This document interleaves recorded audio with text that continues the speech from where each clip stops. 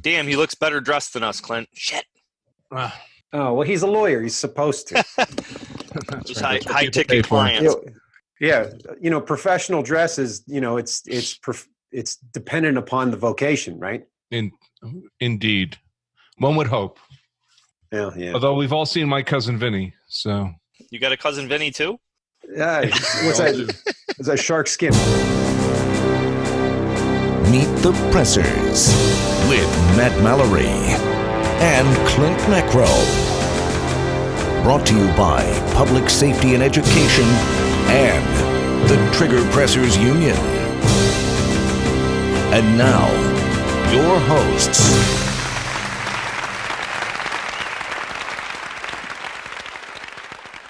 Welcome to Meet the Pressers. My name is Clint Macro, and this is my co-host, Matt Mallory. And we have a special guest today, somebody that I've admired and talked to for many years at a lot of the shows, as well as Clint, by the name of Andrew Branca. This episode is made possible with the generous support of Nikon, Shooter Technology Group, ASP, Lee Armory, Saber Red, and the Safer, Faster Defense Responder 2.0. Thank you. Give us a little bit of background as far as I know you started originally in, was it Massachusetts?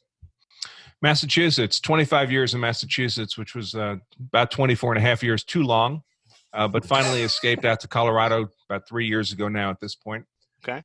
What can I say? I'm an attorney. I do use of force law, which is self-defense, defense of others, defense of property. That's all I do. I don't have a generalized criminal defense practice. I don't do DWIs and stuff like that. And been doing that for about, pushing 30 years now, doing nothing but use of force law cases. And we do a combination of education, books, DVDs, mostly to help keep people out of trouble in the first place. Mm-hmm. And then when people don't manage to stay out of trouble, our legal practice is mostly along the lines of legal consultation to attorneys around the country who have clients who've got jammed up on some kind of criminal charge based on the use of force. Mostly aggravated assault cases involving normally law-abiding people just like us. I'm reasonably familiar with some of your material there. There we go. Yeah, definitely law of self-defense is one of those kind of standards as far as, this is the book you should read, most certainly. Actually, we do a lot of work, or at least I have, and I believe, Matt, you have too. We've done a lot of work with Will Parker, and Will speaks very, very highly of your instructor development. As far as, Will's a great guy. He's a graduate of our instructor program, the Law and Self-Defense Instructor Program. Will does great work. He's a real professional on every facet of use of force. He does have the coolest mustache in firearms training. Yes, indeed. Some people don't know, but I think we met originally at the Great American Show probably 3 years ago, roughly. It was probably either SHOT or NRA. I don't think I've been to the Great American Show. Now that you say it, I think it was SHOT. It was probably SHOT Show like 3 years ago. Yep. It was the laser ammo booth. You came by and we got talking, and since then we've been collaborating back and forth, talking back and forth.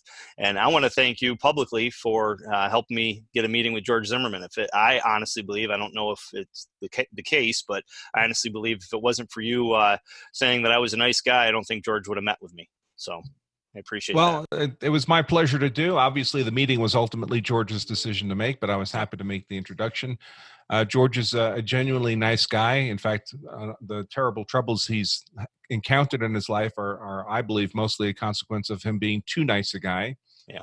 And putting himself in positions where he was vulnerable to having this happen to him. But I wish George the best, and glad I was able to facilitate you talking with him.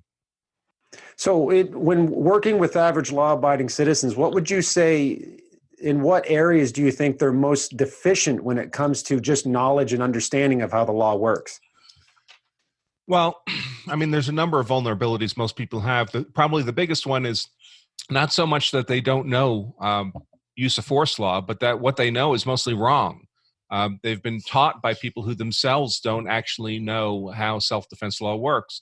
So they're basing their decision-making off things they've heard on the internet or read in a gun magazine, or their retired cop buddy told them, or anecdotes they read about in the papers, or even things like the NRA magazine where they have those armed citizen columns where we have stories about people who use force in defenses themselves or others or property, and it always works out great for the good guy and not so great for the bad guy.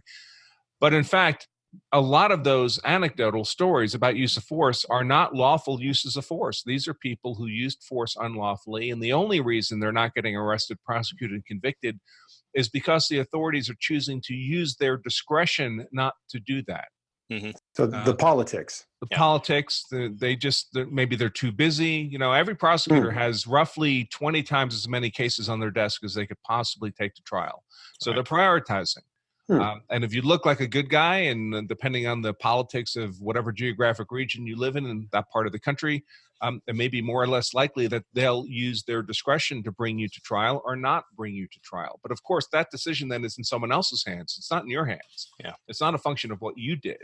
It's a function of what they choose to do. And I would suggest when the stakes are as high as they are, and the stakes are potentially, multi-decade felonies or life in prison, you don't want that decision to be solely at the discretion of some third party whose interests may not be aligned with your interests. And if we look at the case of George Zimmerman, right, public outcry, public scrutiny, jury of public opinion, that's really ultimately what brought that to being after they searched for multiple district attorneys to finally try the case. And if we flip it over to New York, what just recently happened, I'm not sure if you guys are familiar with it, but in Oneida County, we had a homeowner who his father passed away, and he was in possession of his father's handgun, and he ended up turning around. Two bad guys broke in, shot him, and they deceased on the scene. He wasn't charged with that. He was charged with, that was a good defense, but he was charged with being in possession of an illegal firearm. Jury of public opinion was scrutinizing the DA. How dare you? He would have been dead if he didn't use the gun, and da-da-da-da. And eventually they said, well, okay, we're going to drop the case. Oh, I hadn't heard they dropped the case. Yeah, recently. Very fortunate for him. I mean, the gun laws in New York are very strict, and the punishments are very severe. So I'm glad he got that lucky break. And most of the country, of course, it would have been a non-factor. Most of the country, you don't need any particular permit, whatever, simply to have a firearm in your home. It's only states like New York and where I used to live, Massachusetts and New Jersey, those half dozen really powerfully anti-Second Amendment states that make mere possession of a firearm by an otherwise law-abiding person itself to be a serious crime. Yeah, I just dealt with that. We've got a guy in Cuga County who ended up having some felonies and stuff in his background. I think a felony and some misdemeanors. He petitioned the judge to at least restore his Second Amendment ability, his Second Amendment rights.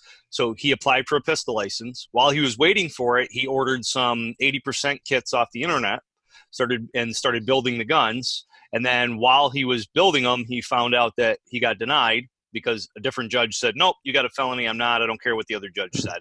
So they denied him. And he ended up building them, but he also ordered a ID off of a foreign country's website, a replica military ID, and Customs caught it, turned it over to ATF. ATF, they ended up busting him, and he didn't have a pistol license. He had pistols that were not on a pistol license, and they didn't have a serial number.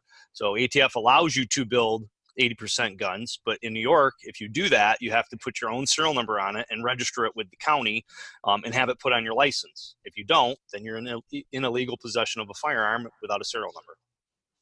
Yeah, I mentioned I used to live in Massachusetts, and I was not sorry to leave there given the really egregious gun laws they have. I also used to live in New York. I mean, I went to law school in New York. I grew up in New York, and I don't miss New York either due to its gun laws. Frankly, it's a beautiful place. Yeah. But just the culture is, for someone of my temperament, rather unbearable. Yeah, I did 2 days of classes up in Massachusetts earlier this year, and I took my son with me, and we went to Battle Road at Lexington and Concord. But because of the states I was traveling through, we drove there, obviously, and I went there with a SIRT pistol and a Sharpie. I mean, that's what I took to my class. I knew that I could take some guns and whatnot, but it wasn't worth the risk to put myself in that position. So, pepper spray in the pocket and eyes wide open. But that patchwork quilt of laws across the country really puts the law-abiding citizen at a great disadvantage. Yeah, it does. By the way, my law office in Massachusetts used to be in Concord, so I used to go to that battlefield quite often. It's lovely there. Indeed.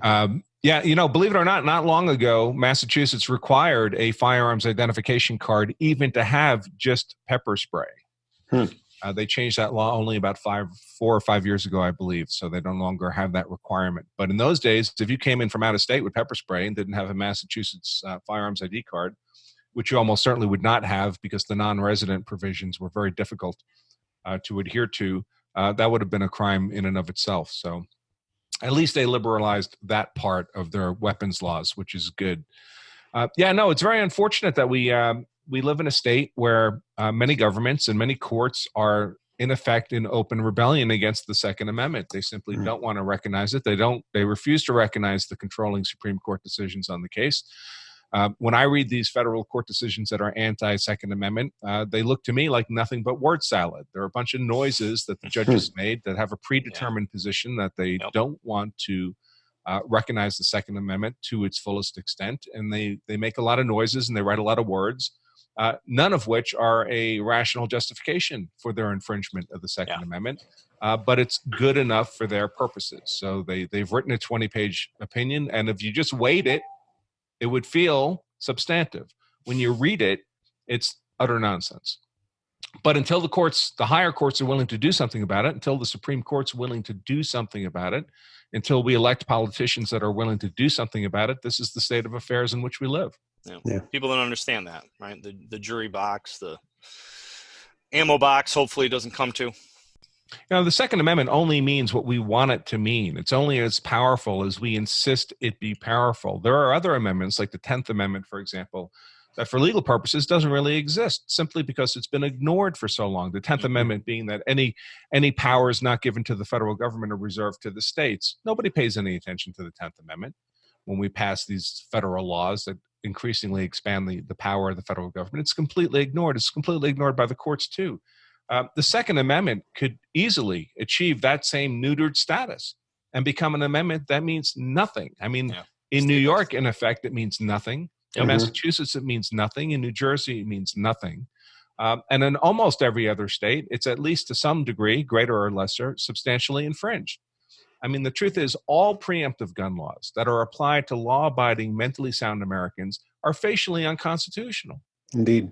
Now, if you want to apply those gun laws to people who are not law-abiding, they've got felony convictions, okay, sounds reasonable. People who are not mentally sound, no one's arguing that non-mentally sound people should have firearms.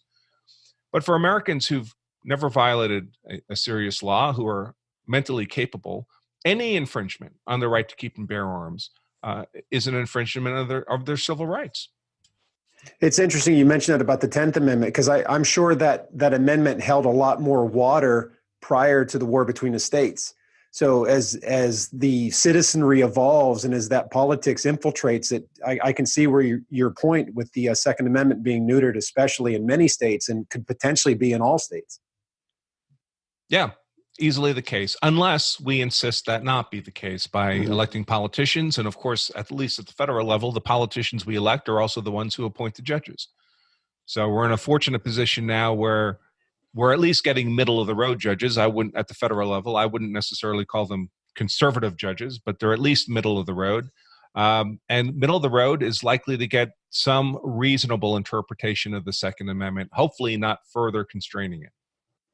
Well, it's always been my feeling that an armed and educated citizenry is the true fourth check and balance in a constitutional republic.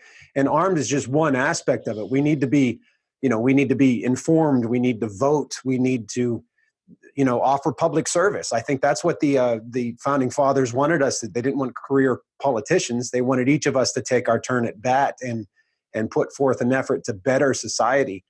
And I think that's part of my mission. I know Matt's taken that on as well, to try to educate our fellow citizens, chiefly in their exercise of the Second Amendment. But as you can see behind me, I've been a big proponent for the First Amendment for many years, in the music and film industry. And I think it's important that we look at the Bill of Rights as a package deal, like it all works together and works for one another.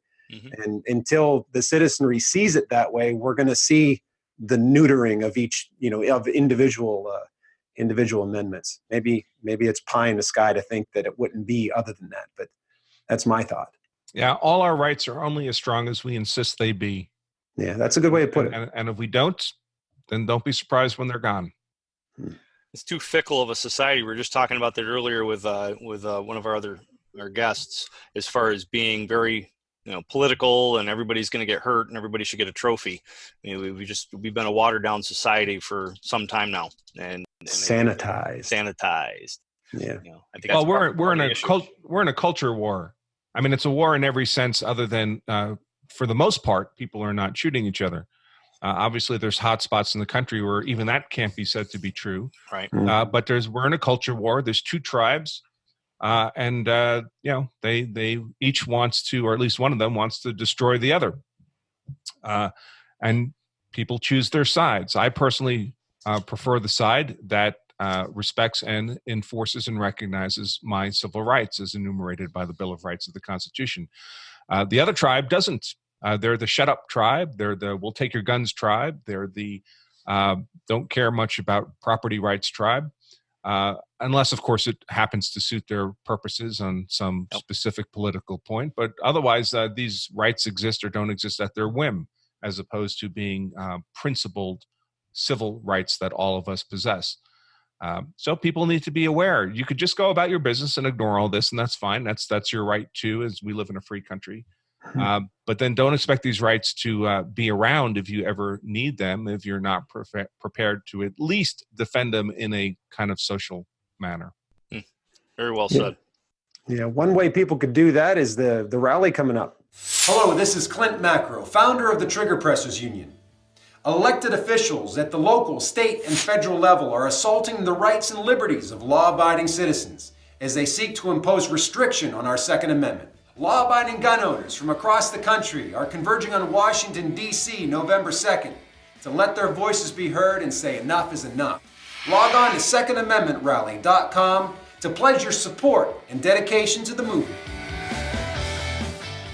The rally's not about any particular organization. It's about regular people. It's about you and I standing together to stand up for our rights. Just like Andrew said, if we don't stand up and advocate for our rights, then someone is more likely to just kind of snatch them away. Very true. So, Andrew, what kind of cases? Now, obviously, you instruct other attorneys on use of force law across the country. That's right. And obviously, you alluded to it earlier, discretion as far as the attorneys, district attorneys, et cetera. Discretion in law enforcement that I'm familiar with, that goes across the board. How do you, as a national attorney, be able to give good enough information to somebody at a local level where that discretion comes into play and could affect sensible thought process? Yeah, so I mostly teach on the black letter law, which is not so much what might happen to someone who's charged with the use of force crime if he gets a lucky break, if the prosecutor decides to use his discretion in that person's favor. I mostly focus on the scenarios in which the prosecutor does not choose to use their discretion in the person's favor. What happens if they don't give you a break? What happens if they want to throw the book at you? Because if your use of force is defensible in that worst case scenario, then it's defensible if you get a lucky break too. But the reverse is not true. And if you look at even the most horrifically politically motivated prosecutions like that of George Zimmerman, it was terrible what those prosecutors did to him. They hid exculpatory evidence. They effectively lied on the affidavit to bring him to trial in the first place, which in most states would have involved a grand jury. But Florida has this alternative method of bringing people to trial on felonies. They did terrible things in that case, in that trial. And yet, at the end of the day, they still were not able to convict him. And they weren't able to convict him because his use of force was so legally defensible, was so well within the legal boundaries. Now, what they did do to him was awful, but it would have been even worse if he'd been convicted and then sentenced to the rest of his life in prison. True. So that's where we make our focus. In terms of teaching other attorneys, we do continuing legal education in, I think it's 35 or 40 states at this point. We've never been denied anywhere. I haven't gotten to Alaska yet. So, or sadly Hawaii either. Very true. Beautiful state too. But the truth is, most attorneys we're not taught this stuff in law school at any substantive level. In my 3 years of law school, we spent maybe 3 minutes on self-defense law. Wow. That's it. And unless a lawyer's say a criminal defense attorney or a prosecutor, they themselves have no professional need to know any of this. If you do tax law, real estate law, you're never going to learn self-defense law. There's be no point to it. And even most criminal defense attorneys and most prosecutors, they may be involved in a lot of self-defense cases, but almost all of them are going to be bad guy cases of self-defense, which are profoundly different than good guy cases of self-defense on a number of levels.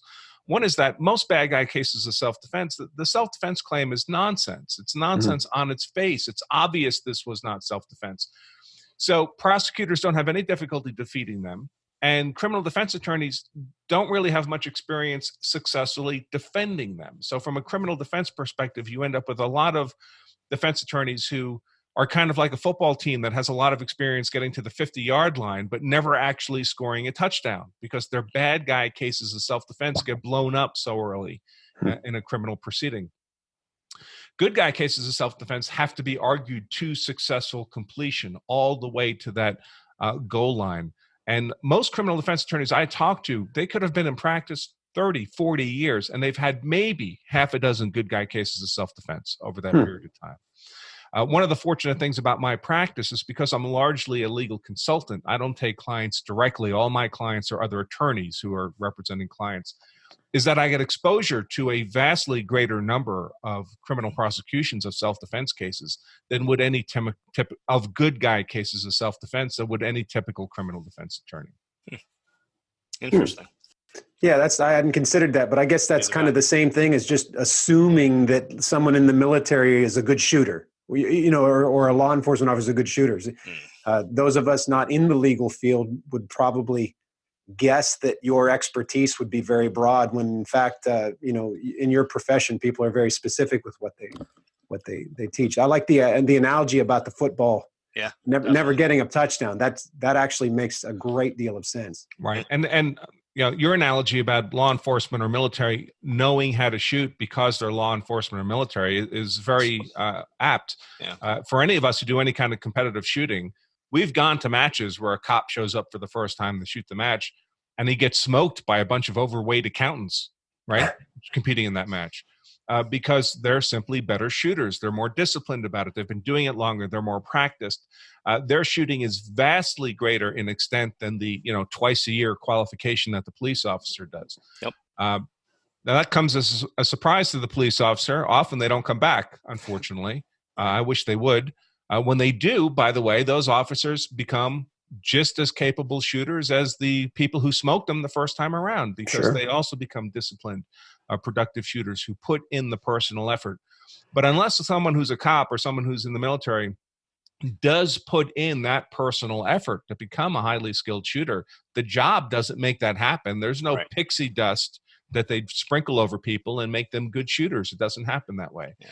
And it's the same with attorneys. There's no pixie dust that makes them know how use of force law works. Now, if they've made the effort, one of the things I teach in my classes is that just like we can't assume a police officer or military can shoot well, we can't assume they know anything about self-defense law either. And yet that's a lot of where people learn what they think is self-defense law.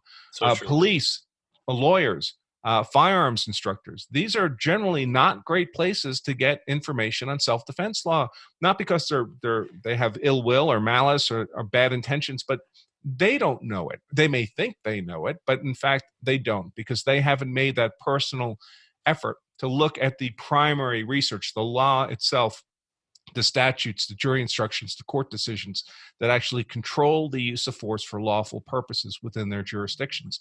That's why we do CLE in 35, 40 states, because those lawyers literally have no place else to go to learn this stuff unless they were to decide to spend weeks in a law library learning it for themselves. Yeah. I had a judge text me a couple months ago asking about something in the penal code where somebody could take their kid out to the range and shoot here in New York. And I said, Judge, yeah, you're looking for 265.20. And they gave him the exact spot in the law. And he's like, I knew you'd know, Matt. So that right there was kind of a revelation to me, like, really, that's interesting. But there is so much convoluted law, and then even geographically in the state, I was doing a law enforcement use of force Article 35 refresher for law enforcement back in October down in Poughkeepsie area. And we had about 150 officers from all over the state in the room. And the instructor asked one of the people on one side of them, oh, you're in Buffalo. Okay. Well, if somebody got punched in the orbital eye socket and broke the eye socket, what would the person that committed that crime be charged with? Oh, that'd be assault 3. And then, okay, you down here in Long Island or New York City, what would they be charged with? Oh, that's assault 2. It's like, it's the same black and white. It's the same penal code. But what's different? The people, the elected officials, the jury. Yeah, the people in the practice. I mean, that's one of the concerns. Unfortunately, one of the most common ways people learn what they think is use of force law, and I mentioned this earlier, is from anecdotes. They read a news story about someone who used force in purported self-defense or defense of others or defense of property, and that person ends up not getting arrested or prosecuted and convicted. And the reader assumes, well, that must mean that what that person did was lawful. Well, no, it doesn't mean that. It just means they chose not to arrest, prosecute, and convict. But unfortunately, too many times, the cases I work on, our clients are telling us, well, geez, I heard about my neighbor who did this and he never got in trouble. Folks, it could be exactly the same fact pattern and exactly the same prosecutor on different days of the week. And one case could go to trial and the other case could not. Not because there's any substantive difference between the cases. They could effectively be exactly identical. But maybe the prosecutor cleared his desk of a bunch of cases and now he's got the bandwidth to take another case to trial. Or maybe he's decided to run for political office and this would be a nice high profile case for him to get favorable news coverage. These are all factors that are totally outside the defender's control. So we have to be very careful not to make ourselves vulnerable to those kinds of factors. And the only way to do that is to stay so well within the legal boundaries for use of force that it doesn't matter what the political motivations of a prosecutor might be. You've effectively made yourself hard to convict. And if you make yourself hard to convict, the prospects of going to trial are very low. Prosecutors do not like to take losing cases to trial. You can think of them as being effectively professionally graded on their win-loss record. And frankly, that's reflected in their win-loss record. Most prosecutors' offices have conviction rates at trial in excess of 90%. At the federal level, it's in excess of 95%. And it's not just because they're awesome lawyers, although many of them are. It's because they get to choose the cases they bring to trial. Yep. If your favorite sports team got to choose the opponents that it played, it would have a 95% win rate too. Yeah. So that's a great analogy. You want to look like not one of the cases that would be an easy win at trial, because that's going to raise your priority, right? That's going to help his winning percentage. You want to look like the case that's hard to win at trial, because that's a threat to their winning percentage. And then they're much less interested in taking the risk of losing that case at trial. So really the key is to know the laws of self-defense, the legal boundaries well enough in an actionable way, so it's actually informing your decision-making in the crisis of the moment, that when it's all said and done, you look like you're hard to convict. And if you look like you're hard to convict, one, you're unlikely to go to trial in the first place. And two, even if for some bizarre political reasons they do take you to trial anyway, like George Zimmerman, you end up acquitted. And by the way, not all these prosecutors, I know a lot of prosecutors, and almost invariably they're great lawyers, well-intentioned public servants. They're great people, but not all of them are. Yeah. Some of them are purely politically motivated animals. The prosecutor in the George Zimmerman case brought George Zimmerman to trial on murder charges where, if convicted, he would have spent the rest of his life in a cage, solely because she was having trouble winning re-election. That's the only reason. No legal reason, no principled reason, just because she was having difficulties in her election and she thought that trial would help her win re-election. And you know what? She was right. She won re-election because of that trial. So these events can be multidimensional in very dangerous ways. In the case of the George Zimmerman trial, you might think, well, Zimmerman was acquitted. That means the prosecution lost. Well, the prosecution only lost if their definition of winning was getting a guilty verdict. In fact, their definition of winning was getting reelected. They won. Their purpose was not necessarily to get a conviction. It was to get that reelection, and they achieved that goal. Why can't George, and I know we've gone back and forth in Messenger and text talking about it a little bit, but for our listeners and our viewers, can you explain why George Zimmerman doesn't have a case to sue Florida, or why there hasn't been charges brought against that politically motivated district attorney who took this case on in the first place? So there's really two reasons. One is, first of all, it's almost impossible to sue the government at all, and that includes prosecutors. For all practical purposes, prosecutors have essentially absolute immunity from lawsuits from the people they bring to trial. And unfortunately, they really almost have to, because if they didn't, everyone they convicted would be suing the prosecutor, and the prosecutor would be doing nothing but handling those kinds of suits. Kind of like what our president's dealing with now. Exactly right. Exactly right. So, prosecutors have a lot of discretion and a lot of authority, which makes them, which makes a tremendous degree of abuse possible. But I think unfortunately, it's also necessary for them to do their jobs, which really means that it's not so much. In an ideal world, we wouldn't be changing the scope of the prosecutor's authority. We'd be choosing better prosecutors, disciplined, honorable prosecutors who don't abuse that authority that they probably need in order to do their jobs effectively. So because of that, we make it almost impossible to sue prosecutors generally, to hold bad prosecutors accountable in any legal sense. Now, you can hold them accountable in a political sense, especially if they're elected, right? Someone else can run for that position.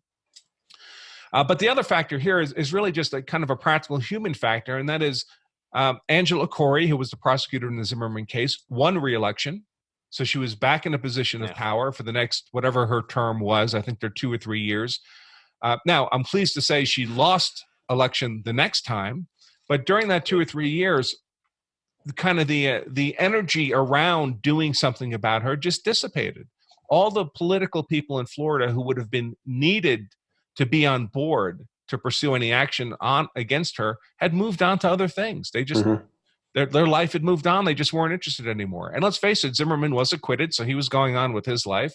And the cost benefit of pursuing Angela Corey just didn't seem sufficiently attractive to people to actually chase her down. There's that discretion aspect. Absolutely. So that being said, what about like losing her law license or something? I mean, that would be a possibility if malpractice or she was doing something that was politically motivated. Would that be a possibility? I'm just thinking outside the box as far as for people thinking, somebody's got, I mean, in a case like that where, the governor searched for a district attorney to take the case and then they ultimately lost the case. I identified misconduct among that prosecution from the very beginning before they even went to trial. It was obvious to me that this was not a legitimate case to bring. The trouble is, to pursue any action against Angela Corey, someone has to actually do that. A human being has to stand up and say, I wish to take on this mission. And nobody will. Right. Because it's not in their interest. They have what they believe are more productive ways to spend their time than go after Angela Corey over a year's old case that's not in the news anymore. Well, and I can say too, the money talks, right? So something like that would cost a lot of money potentially.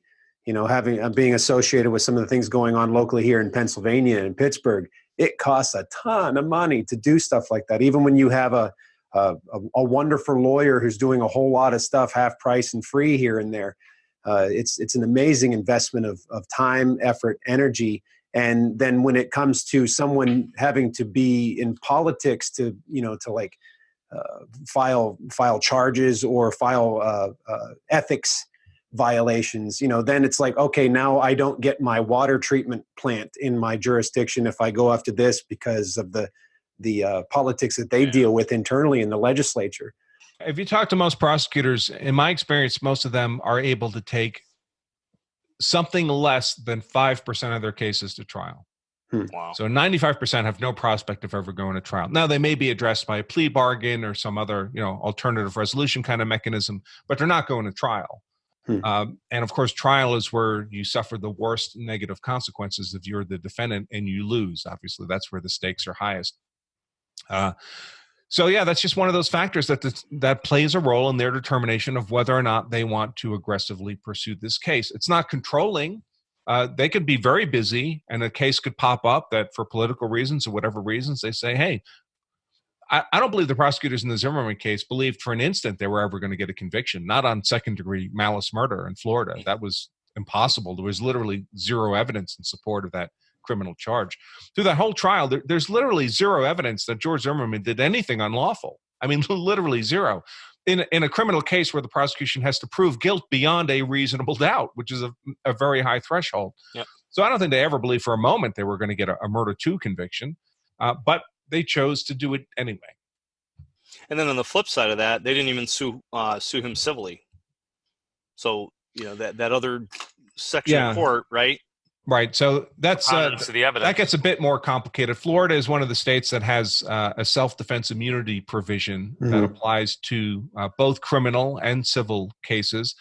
They chose not to pursue it in the criminal context because of the politics around the case. They didn't think they were going to get a favorable or reasonable immunity hearing in the criminal context. But if George Zimmerman were ever sued civilly, he would certainly seek self-defense immunity in the civil context, and he would get it. Yeah. There's no question about it. And if you sue civilly in Florida and then the other party gets immunity, you have to pay for all their legal expenses. In fact, the lawyer who sued has to personally pay for half those legal expenses. Wow. So they're not going to do that when they know that Zimmerman is going to get immunity. So they don't have any prospect of winning a civil case, and the consequences of losing would be, one, monetary, but also, of course, political, right? Because now they've tried to sue and they lost that too. So they get another down on their record. Right. Yeah. Very interesting. Yeah, those kind of provisions are a great deterrent to stop someone from doing something tyrannical. We actually, House Bill 1066 here in Pennsylvania, it strengthens preemption, and it was just passed the Judiciary Committee, and that law, if passed, would make it those elected officials that choose to violate law-abiding citizens' rights and pass laws that supersede the state gun laws, they would then be in turn liable for the money for those folks that they victimize by passing those laws. Right now, a city could pass a law that supersedes the state law. They confiscate my gun, whatever. I pay a fine, whatever. I take them to court. I'll win, but then not all that money. Yeah. And so now and most people don't have that money. No, absolutely not. Most people don't have the money.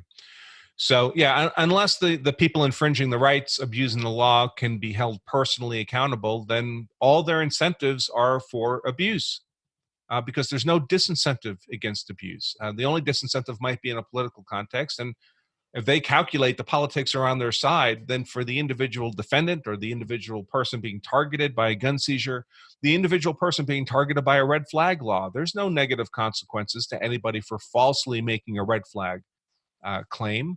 In theory, there could be consequences brought by the state, filing a false police report, things along those lines. But if you live in a state where they're anti-gun, they're never going to do that.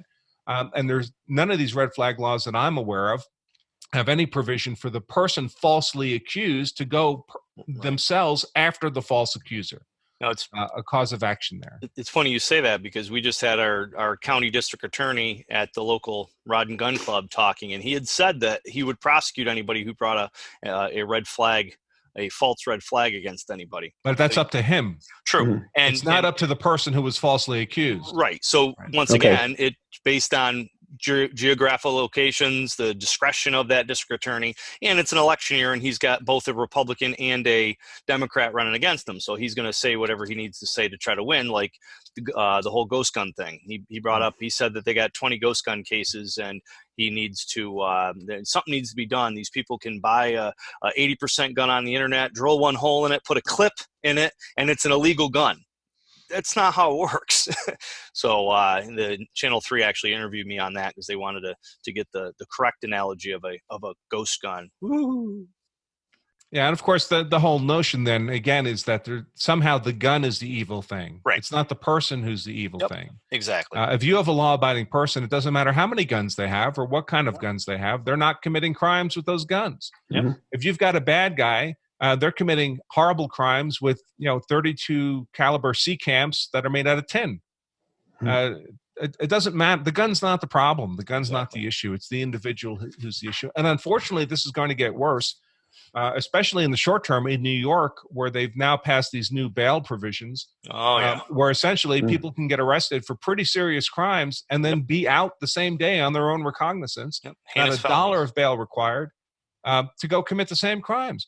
And they could commit the same crimes multiple times a day. And if the criminal justice system is efficient that day, they'll get kicked out every single time. And many of these people are genuine bad actors. So what we're doing is we're increasing the number of violent people we're releasing onto the streets and making it more difficult for law-abiding people to defend themselves against those bad actors. I mean, it's just a form of insanity. Your example is perfect to explain what happened in Philadelphia with that guy that shot up all the cops about a month or so ago. That was a situation where government failed, and we had a person who had no business legally or ethically or morally having a gun, but yet he obtained it illegally and shot at a whole bunch of cops. And then now the governor is basically taking it out on the law-abiding gun owner. Right. And, I mean, we all know that people who want to do illegal drugs do illegal drugs. There's no effective way to stop people from doing illegal drugs. A bad guy who wants an illegal gun gets an illegal gun. There's no way to keep a bad guy from getting an illegal gun. And it's part of the nonsense of the whole conceptual underpinnings of these red flag laws. If someone is genuinely a deadly force threat to the public, the answer is not to take away his inanimate objects and leave him on the street. You take away all his guns, and he can still go rent a U-Haul truck and fill it up with fertilizer and diesel fuel and drive it into a schoolyard full of kids and blow everybody up. Or use a knife. You haven't done away with the danger. You've left the danger on the streets. You've just removed one facet of how he might go about killing a whole bunch of people. Yeah. One of the new narratives that the anti-gun forces are pushing with the red flag laws, and in my opinion is another example of where they lose a lot of their integrity, is they're saying, well, these red flag laws are to help people who might commit suicide. But even then, there's nowhere in these red flag laws that talks about giving that individual treatment. It's just a gun grab. Gun controllers do not argue in good faith, ever. It's never in good faith. These are not, they're kind of in a cult. They're in a cult where they fear this inanimate object. And it's almost impossible to change their minds, the leaders of these organizations, the active participants, in any reasoned, logical way, because they're not operating on that level. And you can't reason someone out of a position that they didn't reason themselves into. These are emotionally driven people. That's why they fear inanimate objects. That's why they seek easy, simplistic solutions to complicated problems. Like, oh, if we just took the guns away. Even though you live in a country that has more guns than people, the guns are never going away. That's not going to happen. And of course, guns effectively last forever. I mean, they don't wear out in any practical sense. You'd have to use them pretty aggressively to actually wear out a quality firearm. So they flail around in a very emotional sense. They make rules that are incoherent, that are unfit for their intended purpose, like the red flag laws. They claim they're for ensuring public safety, but they cannot, in effect, ensure public safety for reasons we've already described. These are not reasoned arguments and reasoned positions. They are emotional arguments and emotional positions. And frankly, you can't change those people's minds. Agreed. The people you need to target for political persuasion are the people who are open-minded about these things. And those are not going to be the activists and leaders in the gun control movement. A lot of the legislators who are involved with writing legislation, I was just in Harrisburg last week, and I can't tell you how many of them said just flat out, I don't know anything about guns. We need to take time to educate our legislators and talk to them, even if they're so-called anti-gun. Take a moment to sit down and speak to them and see if we can at least give them some information. And perhaps, knowledge is power, man. So maybe we can win them over to the side of liberty, perhaps, especially if they can see how it would get them reelected. Yeah, I don't think these arguments are won on the technical level. Although, of course, if you're at all familiar with guns, you see all the technical defects, right? They call things clips instead of magazines, and they think a 5.56 bullet operates somehow ballistically differently if it's fired out of an AR than if it's fired out of a wood-stocked rifle. But I think these people are, as I say, largely driven emotionally. And so you need to keep the fundamental arguments largely on a level that can pierce emotion. Things like the fact is, when you ban guns, the only people who you're denying guns are people who obey those laws. The bad guys don't obey gun laws any more than they obey drug laws or laws against murder. So the more stringent you make the laws against the lawful possession of guns, all you're doing is concentrating gun ownership in the hands of the unlawful and diminishing it in the hands of the lawful. And that can't be good public policy for anybody. Right. I always use the term, I don't know any bad guy that's going to put 7 rounds in a 10-round magazine before they go rob a bank. Yeah, they got to make sure they're using a compliant magazine before they go jack up a bank. Yeah. I find wording it in a way that talks about the righteous cause of defending myself and my family. When I say myself, I defend my son's daddy. I mean, that's a real cause, and that's the true reason for wanting to have, or for most people, for law-abiding citizens, to have that firearm. Yep. One other thing about it too, and I'd like your opinion on this. If somebody were to purposefully hurt themselves, like if they would talk to themselves in the mirror and say bad things to themselves, or if they would cut themselves with a blade and intentionally hurt themselves, we would agree that that person is ill and needs treatment. Would we agree with that? So any person that would advocate to restrict or limit or abolish their own rights as an American, to me, is someone that's sick and perhaps needs treatment. I've used that argument a few times, and it's stopped conversations for a minute. It's pretty interesting way to look at it. But I really, truly believe that if you want to limit and restrict your own rights, then there's something wrong, man. You need treatment. Yeah, but of course, the people who are doing that don't feel like they're restricting their own rights. They feel like they're restricting the power of bad people. Is what they're doing. They think they're acting in good faith. They think they're doing the right thing. That's why they're doing it. They just haven't thought it through, or they're incapable of thinking it through. Or they're acting on a reflexive emotional level. In their minds, they might think that, man, if we just ban guns, no bad guys will have a bad gun. Doesn't make any sense from any real world perspective, but apparently that's what they believe based on the laws that they're actually passing. Or at least they think, if they don't believe it, they think their constituents believe it. This is Will Parker of Freddie Mercs. Yes, the best mustache in the industry. You're watching Meet the Pressers with Matt Mallory and Clint Macro. Meet the Pressers. So we'll shift gears a little bit. Andrew, you're a shooter, right? You like to shoot? I do. For much of my life, I was an extremely active competitive shooter, shooting matches all over the country. Not so much the last 5 or 10 years, just because of work obligations and family obligations, which I really miss. I did a lot of USPSA shooting, a lot of IDPA shooting.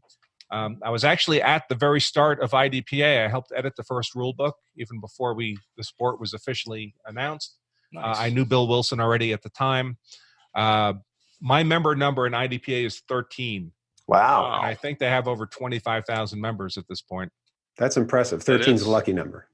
Shot a lot of the RO'd, a lot of the first nationals for IDPA. In those days, there was not even a certification to be a IDPA. I guess they call them SOs.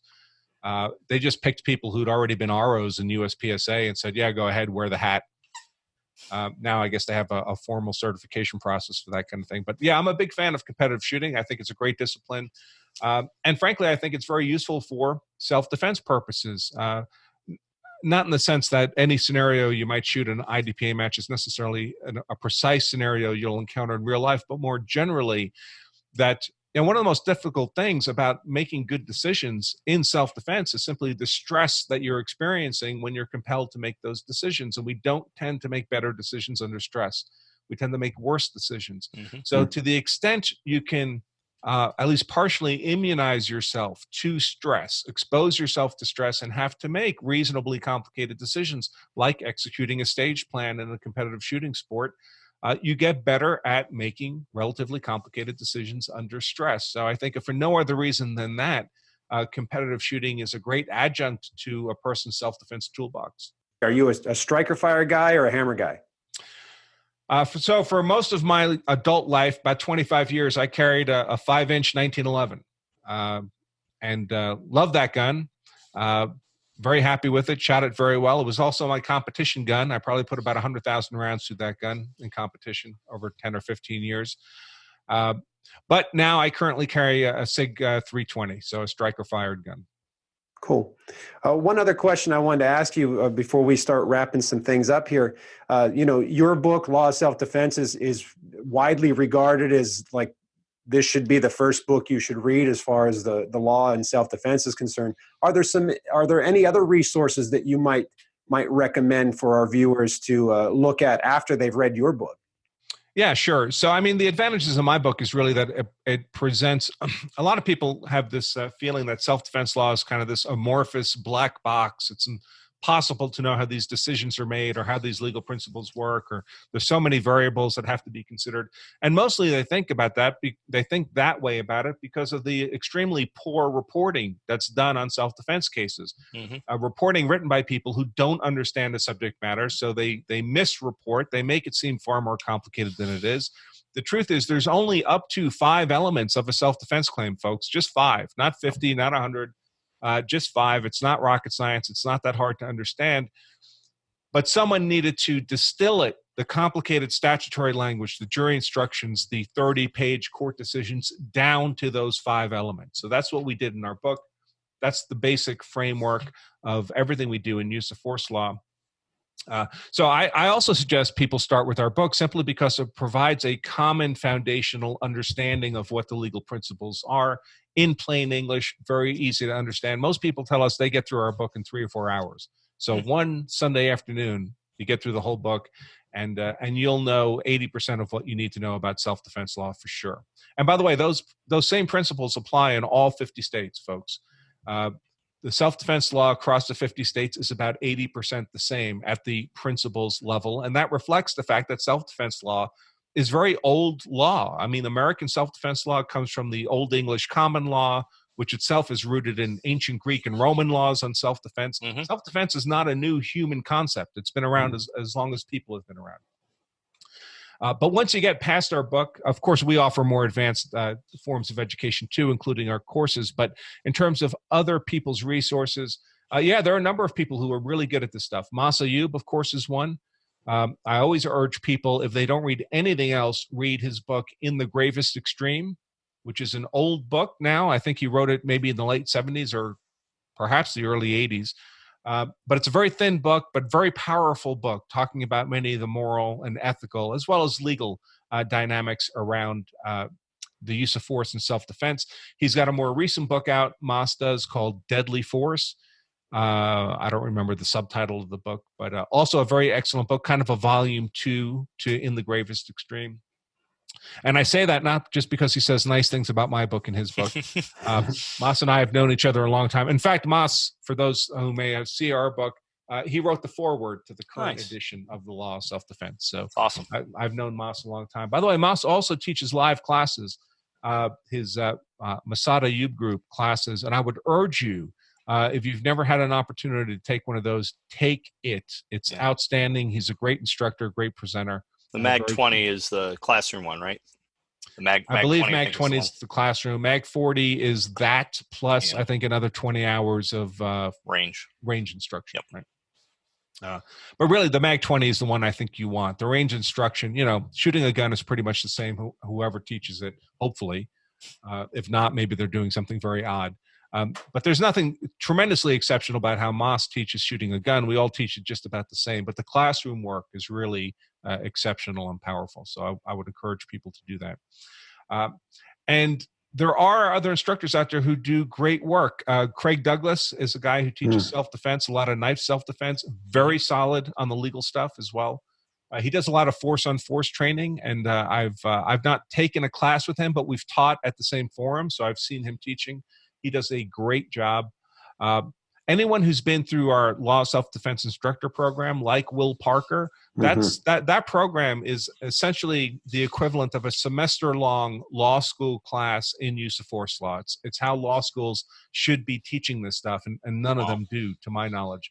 But anyone who's been through that 15 to 20 hours of instruction and the cases they've had to read and all the coursework, that's someone who knows self-defense law at a far higher level than most lawyers or cops that you're going to meet, unless, of course, they've also been through a similar course of instruction. Now, I know I'm forgetting people, and someone's going to send me a nasty email asking me why I didn't mention that. But hopefully not. But there are a few others out there. If people make the effort to learn this stuff, it's quite possible. Again, it's not rocket science. You just have to be careful not to assume that people know this stuff simply because they have a job title like lawyer, cop, or firearms instructor. Yeah, most definitely. Yeah, it's a scary web out there. I hear so many stories like, "Oh, cop from the '80s told me if I pull the gun out, I got to use it." Like, no. Yeah, and unfortunately, it leads people to poor decision making. Yes, and very much decision so. making that can end up with them spending a lot of time in prison. By the way, one thing I always like to encourage people to do is just go to our blog at Law of Self-Defense. Just go to lawofselfdefense.com. You'll find links to our blog posts. We do blog posts and video and audio just about every day. That day's blog post is free to everybody. We don't ask for an email. We don't ask for a penny. We don't ask for anything. So every day that you go to our website, lawofselfdefense.com, you'll find absolutely free content there. And if you like what you see, then there's opportunities to become a member or to buy the book or the course. But we always suggest to people, try the free option first and see if you like what you see. And if you like what you see, you'll learn a lot just from the free content. And by the way, if you go to the website every day, you'll get a free blog post every day. And you never have to pay us anything. But it's our experience that once people start to read what we do, start to listen to our videos and audio, that they do become members. They do become more deeply involved in learning this stuff at a more actionable level. Well, it's been a pleasure to have you on, Andrew, and we will definitely link to the different, your site, the blog, etc., in the comments below, so people can follow you and learn more about you and hopefully take your courses, because you've been around and a mainstay in the industry for a long time. And the wealth of knowledge is definitely welcomed. Well, it was an honor to have you on our show, sir. Thank you very much for being on. Sure thing. Have a great day. We have a lot of sponsors that made this show possible. Make sure you check them out and give them your business. This episode is made possible with the generous support of Nikon, Shooter Technology Group, ASP, Lee Armory, Saber Red, and the Safer, Faster Defense Responder 2.0. Thank you. You sure? I was going to say, Yeah, you did both of our names, so I figured I'd do the rest. Okay. Thanks for watching the show. Let me just do that. What are we doing? Thanks for watching the show. Then you do be sure you click the bell and all that other shit. Okay, good. Thanks for watching the show. Make sure you like, subscribe, share, and click that little bell to make sure you know when our next episode's uploaded. Until next time. Adieu. That's good. That's good. I like that. Meet the Pressers.